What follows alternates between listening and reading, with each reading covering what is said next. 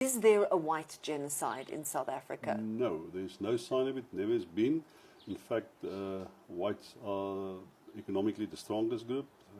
They benefited from democracy more than anybody else. 64% of all boardrooms in South Africa are still white. The average income of white South Africans are vastly higher than black South Africans. No. They have better schools, they have better education, they have private health care. This is the land of milk and honey if you're white.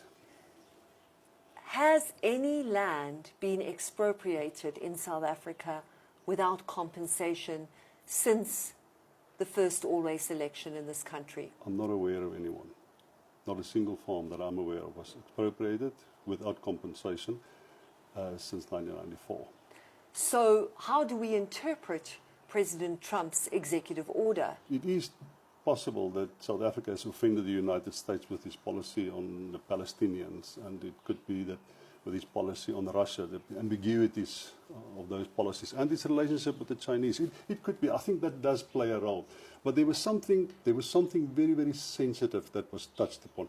And in South Africa, right-wing groups, so-called civil society groups, we know that they have access to the Trump administration because they claim that. And if you listen to what Trump has said, it corresponds exactly with the genocide narrative that they sell and that they market, and that whites are victims of the democratic system and the constitution of South Africa and legislation. So there's an overlay, there's an immediate overlay, there's an unquestionable overlay between what Trump says and these right-wing groups have said.